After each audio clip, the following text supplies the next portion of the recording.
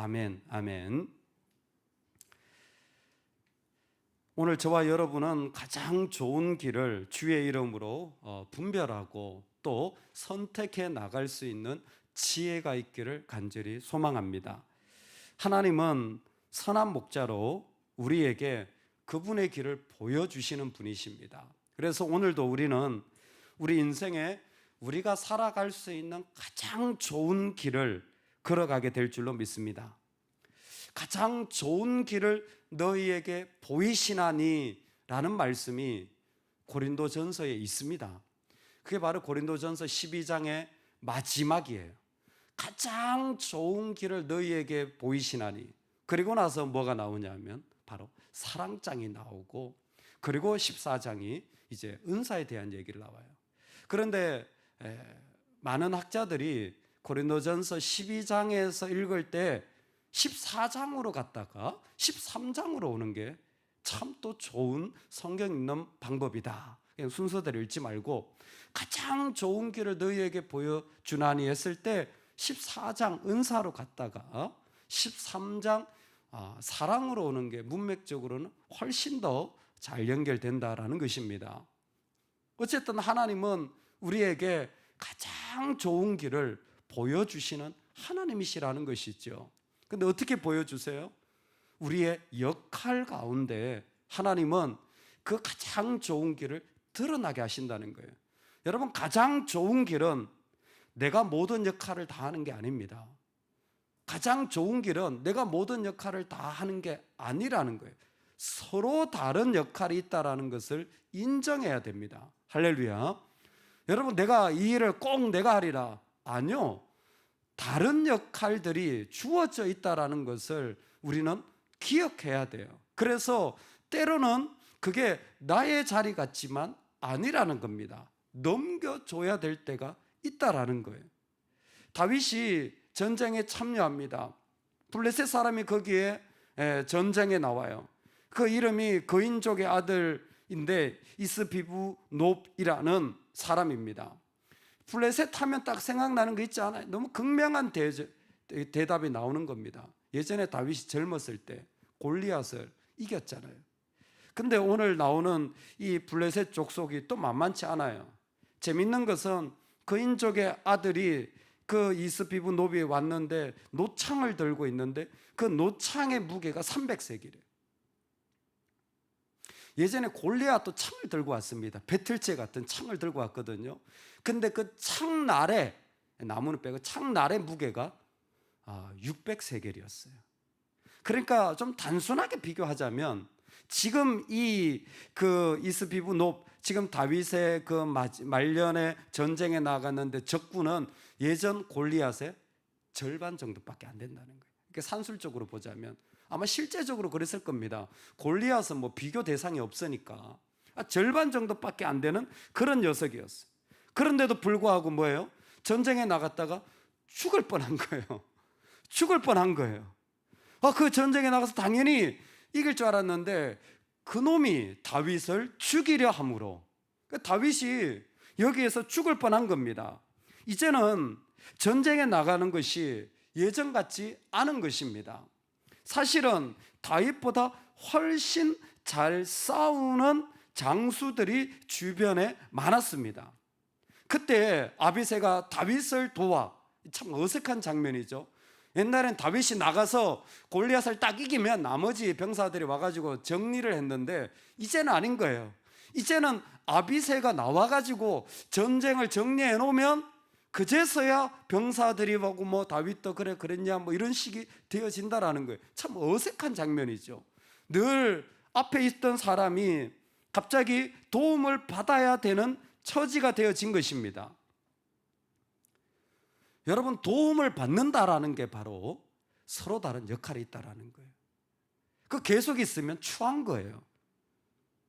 나보다 잘하는 사람, 다음 세대가 있으면 넘겨줘야 됩니다. 넘겨줄 때를 분별해야지 그 계속 붙잡고 있으면 그것은 하나님 보시기에 아름답지 않은 거예요. 왜? 다른 역할을 줬는데 네가 왜 계속 붙잡고 있니? 내가 다른 사람을 계속 세우려고 하는데 나도 앞에서 한번 칼 좀 휘두르고 싶은데요. 아니야. 너의 역할은 등불 역할이야. 이제 너의 역할은 등불 역할이야. 등불이 뭡니까? 그냥 서 있으면 되는 거예요. 등대와 같이 빛만 비치고 있으면 되는 거예요. 깃발이라는 거예요. 사실 이스라엘 그 병사들이 다윗에게 기대한 게 뭡니까? 전쟁에 나가서 당신이 다 이겨주세요. 아니에요. 그 젊은 장수들 많아요. 모든 사람들이 다윗을 향하여서 전쟁에 이기는 것보다 다윗이 있는 게 중요한 거예요. 그냥 다윗이 있는 거예요. 나는 있는 게 아무런 역할을 안 해. 그 믿음 없는 사람이에요. 자기 역할을 깨닫지를 못해서 그래요. 때로는 등불 역할을 하는 사람이 있습니다. 그냥 그 자리에 있는 것만으로 그 일들이 진행되어져요. 여러분 모르시면요, 직장에서 부하들을 데리고 일을 해보시면 금방 압니다. 사장님이 아무것도 안 해도요, 자리에 있는 것하고 하루 종일 그냥 코빼기도 안 보이면요, 일이 달라지니까요. 신기해요. 사장님 뭐 했나요? 아무것도 안 했어요. 근데 그게 사장님 역할인 거예요. 내가 다 직접 일하지 않아도 직원들이 일할 때 옆에 있으면요, 그게 깃발 역할을 하는 거예요. 물론 그때는 눈치 보는 상황이지만, 직장은 우리 상황도 그런 거예요. 때로는 그냥 깃발인 거예요. 근데 자기가 무슨 역할을 해야 될지를 구별해야 되는 게 은사입니다. 은사는요, 바뀌어요. 역할은 계속 바뀌는 겁니다. 예전에 내가 이런 역할을 했다면 지금 하나님 나에게 힘을 주시면 뭐예요? 지금 힘을 주시는 그 역할을 해야 되는 거예요. 그 역할을 지금 내가 해야 되는 거예요. 그리고 또 내가 하지 못하는 역할이 있다면 하나님이 또 그분들에게 하시도록 그 자리를 넘겨줘야 되는 겁니다. 그건 내가 계속 하겠다 그러면 그것은 은사를 주시는 하나님을 향한 불신앙인 거예요. 여러분 넘겨줄 때가 있습니다. 그거 서운하게 생각하지 마세요. 나한테 다른 역할을 주시는 겁니다. 할렐루야. 다른 역할을 주시는 거예요. 뭐예요? 예전에 내가 하지 못했던 역할입니다. 예전에 내가 생각하지 못했던 역할이에요. 하나님 그 역할로 우리를 부르시는 거예요. 무엇보다 다윗은 피곤했다 그랬어요. 피곤하였다 그랬어요. 피곤하여서 그 일들을 이루기가 힘들었습니다. 피곤했다라는 말이 무엇이냐면 이제는 버겁다라는 거예요. 그러니까 노래를 부르면요, 노래를 못 따라가는 거예요. 쉽게 말하면. 예? 이제 거기에 더 잘하는 사람이 있는 거예요. 또 목회를 하면 목사님들이 나이가 드시면 요즘엔요, 빨리 조기 은퇴를 하시는 분들이 많아요. 참 우리 지역은 깨어 있다고 생각이 들어요. 이유는 한 가지예요. 건강이 물론 약해진 분들도 있지만 훨씬 잘하는 젊은 사역자들이 있으니까 빨리 넘겨주지 않으면 교회가 죽겠다라는 거예요.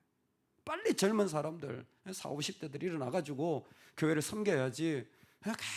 계속 하실 수 있죠. 계속 하실 수 있죠. 성도님들이 얼마나 사랑을 많이 해주시는데. 근데 뭐예요? 빨리 넘겨주는 거예요. 빨리 넘겨줘서 열심으로 해서 교회가 일어나야지 계속 내 자리네 그러면 안 된다는 거예요. 왜? 버겁거든요. 다 같이 하는 얘기가 다 은퇴하시는 분들 버겁다는 거예요. 이제는 예전 같지 않다라는 거예요. 그러면 뭐예요? 빨리 분별해야죠. 넘겨줄 때구나. 내가 다른 역할을 해야 된다. 필요 없다라는 게 아니에요. 다른 역할을 하는 겁니다. 우리 인생에 아이 때가 필요하고요, 청소년 때가 필요하고요, 청년 때가 필요하고요, 장년의 때가 필요하고요, 노년의 때가 다 필요해서 하나님 주신 거예요. 우리는 잘못 생각하고 있어요. 노년 되면 뒷방들거리라는 유교적인 생각에 빠져 있어요.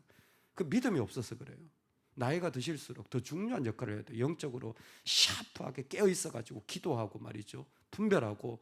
하나님이 더 많이 주셨잖아요. 평생을 주셨으면 더 헌신하고, 그때가 더 중요한 역할이에요. 실제로 대통령들 보세요.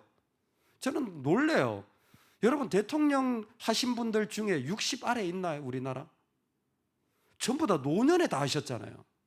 70 넘으시고 80 다 되시는데 대통령들 하셨잖아요. 왜 그런가요? 사실은 그게 쌓여서 어느 정도의 능력이 그때 된 거예요. 다른 역할을 인정하시기를 주의 이름으로 축원합니다. 다 내가 하면 안 돼요. 다른 역할을 계속 세워가야 돼요. 그런데 여기에 우리가 한 가지 중요한 좋은 길을 구별할 때 먼저는 정말 다른 역할을 인정하고 넘겨줄 때가 있어야 됩니다. 이게 14장이에요. 그런데 14장으로 갔다가 어디로 오라고요? 서로 다른 역할이 있지만 뭐예요? 사랑으로 와야 된다 그랬어요. 이게 참 재밌어요. 여러분, 언제 하나님의 능력과 위로가 나타납니까? 하나님이 우리에게 뭘 주실 때? 자비를 베푸실 때. 할렐루야. 하나님이 우리에게 헤세드를 주실 때예요. 근데 많은 분들이 하나님이 자비를 베푸신다 그러면 어머 그래 너 이거 필요하니? 어머 너 이거 내가 도와줄게. 이건 정말 단순한 자비예요. 하나님의 자비는 언약적 신실함이라고 부릅니다. 그러니까 뭐냐면 하나님 계속 우리에게 헌신하시는 거예요. 그게 자비예요. 그냥 한번 너 필요하니까 좀 그래 됐다 이게 아니에요. 계속 하나님이 그 사람에게 사랑하고 또 공급하고 또 도와주고 또 일으켜주고 계속 하나님 계속 하시는 거예요. 여러분 그렇게 생각해 보면요, 헤세드라는 말이 우리나라 말에서 자비, 조금 더 하면 사랑, 의미가 좀 다르죠. 그냥 자비 베품 참 좋은 말이지만 사랑. 근데요 본질적으로 보자면 우리나라 말에 더 가까운 게 뭐냐면 충성입니다. 언약적 신실한 거예요. 계속 그 사람을 도와주는 거잖아요. 계속 그 사람을 도와주는 거예요. 그러니까 단순한 그냥 한 번이 아니라 정말 하나님이 우리에게 좀 표현이 그렇지만 충성하시는 거예요. 근데 한 번이 아니라 평생을 하나님 우리한테 충성하시는 거예요. 그게 하나님의 자비가 진정한 위로가 되어지는 거예요. 왜? 우리를 버리지 않으시고 끝까지 함께 하시니까. 할렐루야. 그랬을 때에 우리도 하나님을 향하여 헤세드 해야 됩니다. 그게 올바른 마음. 우리도 하나님을 향하여 헤세드 하는 거예요. 충성이죠. 여러분 오늘 아비새가요 다윗을 대신하여서 충성하는 거예요. 사울과 다윗의 차이점이 있습니다. 사울은 길보아 전투에서 홀로 죽어요. 다윗은 주변에 충성하는 자들이 있어요. 이게 참 놀라운 겁니다. 하나님의 나라를 어떻게 세워가느냐, 거창하게 생각할 거 없어요. 한 사람에게 제대로 충성만 하시면 그 회사 일어납니다.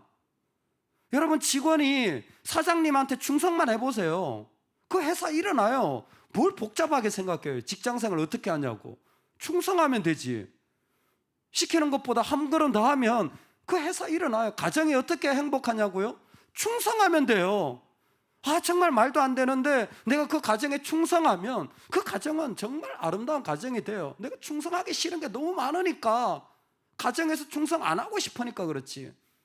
제가 이 말씀 드린 거 하나님의 입장을 생각해 보시라는 거예요. 하나님 우리한테 충성하고 싶으시겠어요? 죄인에게 충성하고 싶으시겠어요? 거룩한 분이. 근데 뭐예요? 하나님 아시잖아요. 우리도 충성하는 거예요. 여러분 어떻게 교회와 하나님 나라를 세워가냐고요? 하나님 세우신 자들에게 충성해 보세요. 뭘 복잡하게 생각하세요? 그 헤세드가 이 나라를 이루는 거예요. 이 본문이 주는 이미지가 전 그거라고 생각합니다. 다윗 당신은 늙었기 때문에 그냥 뒤에 앉아 계세요. 이게 아니잖아요. 진짜 다윗은 등불이에요. 오늘 말씀에 당신은 이스라엘의 등불입니다. 말 그대로예요. 다윗이 서 있으면 그 나라는 서는 거예요. 다윗이 중요한 게 아니라 다윗을 통하여서 이스라엘 나라를 세우고, 이스라엘 나라를 세우는 게 아니라 하나님의 율법과 말씀의 나라가 세워지는 거예요. 그러니까 이 아비새가 충성하는 것은 단순히 그냥 내가 전쟁에 나가는 게 아니라 하나님이 하셨던 헤세드를 그 가운데 일으켜서 다시 하나님께 올려드리는 겁니다. 할렐루야. 오늘 나에게 주신 은혜가 있다면 내가 그만큼 하나님께 충성하는 거예요. 다윗에게, 한 사람에게 충성할 때 그게 정말 부족하게 보이고 정말 저 사람이 무슨 능력이 있나? 세상에 사람 보고 충성하는 사람이 어디 있습니까? 하나님 보고 충성하지. 근데 하나님이 세우셨으니까 충성하는 거예요. 여러분 온전한 가정이 어디 있으며, 온전한 교회가 어디 있으며, 온전한 사람이 세상에 어디 있습니까? 한 명도 없습니다. 그런데 하나님 한 분은 온전하십니다. 그러니까 하나님 주신 사람, 하나님 주신 자리 뭐예요? 나는 헤세드 하는 거예요. 한 사람을 향한 충성과 섬김이 하나님 나라의 돌파구가 되어진 거예요. 아비새가 그렇게 하자 이 정말 꺼져가는 나라에 그 등불이 계속 타오르는 거예요. 다윗의 역할은 달라졌지만 여전히 그 등불이 타올라 그 나라가 그 가운데 빛을 발할 수 있는 거예요. 정말 마음이 떨리는 장면입니다. 제가 말씀의 적용을 고린도전서로 한번 해보겠습니다. 너무 기가 막혀요. 제가 그랬죠. 좋은 길을 보이시나는 12장 14장으로 가야 된다 그랬잖아요. 14장의 마지막 절입니다. 모든 것을 품위 있게 하고 질서 있게 하라. 딱 맞는 말씀 아닙니까? 품위 있게 하고 질서 있게 하라. 품위 있게 넘겨줄 때 넘겨주고, 인정할 거 인정하고, 질서를 가지고 순종하고, 거기에 정말 내가 할 수 있는 자리라도 내려놓으세요 하면 내려놓을 수 있는 순종이, 질서가 있어야 된다. 여러분, 우리 품위 있고 질서 있게 삽시다. 우리 영적인 품위를 좀 가지고 삽시다. 그게 고귀한 하나님만이 드러나는, 정말 나는 내려와도 하나님의 교회가 살고 하나님의 나라가 살 수 있도록, 하나님의 일들이 일어나도록 품위 있고 질서 있게 하는 거예요. 기꺼이 나를 내어드리는 겁니다. 아무리 내가 하고 싶어도 순종을 통한 질서가 더 중요한 거예요. 13장의 결론은 뭡니까? 그 중에 제일은 사랑이라. 헤세드 아닙니까? 내가 이거 할 수 있어, 나 저거 할 수 있어. 그보다 더 중요한 게 충성하는 거예요. 사랑하는 겁니다. 내가 무엇인가를 이루는 것보다 온전한 사랑의 마음으로 나아가는 게 우리 인생에는 훨씬 더 강력한 좋은 길입니다. 할렐루야, 할렐루야. 오늘 우리 한날을 살아가는 이 자리를 하나님 주셨습니다. 우리 주님이 좋은 길로 주시는 줄로 믿습니다. 내가 이전에 했던 역할이 아니라 다른 역할을 할 수 있는 사람이 되길 소망하고, 또 다른 사람들이 또 다른 역할을 할 수 있도록 배려하는 은혜가 있기를 소망합니다. 넘길 때가 있어요. 품위 있게 우리 넘겨줍시다. 동시에 나는 뭐합니까? 하나님을 향한 충성스러운 종이 되기를 원합니다. 아비새가 바로 이 장면에 다윗을 도와 당신이 등불입니다, 그 불이 끄지 안 됩니다 라는 이 안타까운 마음으로, 그 충성의 마음으로 나아갔을 때 그 나라가 세워진 것처럼, 우리가 하나님 앞에 사랑하는 마음으로 섬기고 충성한다면 여러분, 하나님이 가장 좋은 것을 그 자리에 이루실 줄로 믿어요. 나보다 머리가 하나님 훨씬 좋으세요. 내가 좋은 거 나쁜 거 다 구별 안 해도요, 내가 충성하면 하나님이 정말 그 바보 같은 사람에게, 그 정말 어리석은 사람에게 그 가정이 복을 받고, 그 자녀가 복을 받고, 그 교회가 복을 받는다니까요. 하나님 우리보다 머리가 더 좋으세요. 우리 그 인정합시다. 그리고 내가 할 자리는 하나님이 나에게 하신 것처럼 나도 하나님께 헤세드하는 그 은혜가 있기를 간절히 소망합니다.